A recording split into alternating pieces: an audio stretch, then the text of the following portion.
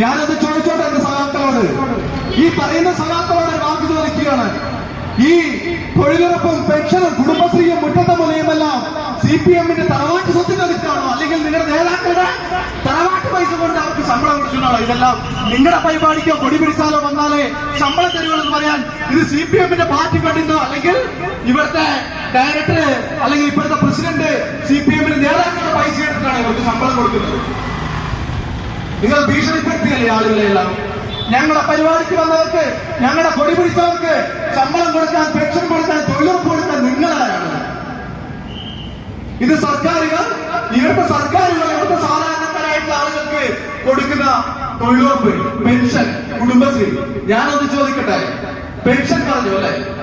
നിങ്ങളാണ് നല്ലേപ്പള്ളി ബാങ്കിന് പെരുമാറ്റിക്കും പൊരിഞ്ഞാമ്പറയിൽ ലാഭത്തിലുള്ള ബാങ്കുകൾക്ക് പെൻഷൻ കൊടുക്കുന്നതെന്ന് പറഞ്ഞു.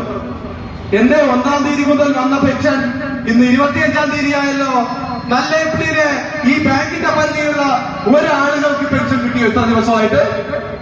15,85,00,000 രൂപ നഷ്ടത്തിലുള്ള നിങ്ങൾ ലാഭത്തിലുള്ള ബാങ്കുകൾക്ക് പെൻഷൻ കൊടുക്കുമ്പോ, അവരെ സഹായിക്കുമ്പോ, നിങ്ങളുടെ പരിധിയിലുള്ള ഈ ബാങ്കിന്റെ പരിധിയിലുള്ള നല്ലേപ്പള്ളിയിലെ അമ്മമാർക്കും അച്ഛന്മാർക്കും അല്ലെങ്കിൽ അതിന് അർഹതപ്പെട്ട പെൻഷന്റെ ആളുകൾക്ക് 25-ാം തീയതി ആയിട്ട് എന്താ പെൻഷൻ കൊടുക്കാത്തത്?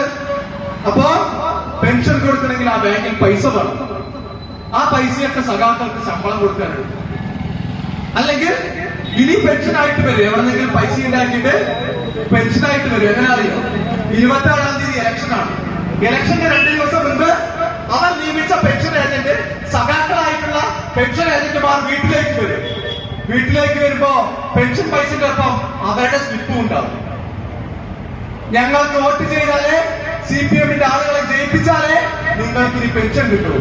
CPM ആണോ പെൻഷൻ കൊടുക്കുന്നത് കേരളത്തിലുള്ള ആളുകൾക്ക് അല്ലെങ്കിൽ നല്ലേപ്പള്ളിയുള്ള ആളുകൾക്ക്?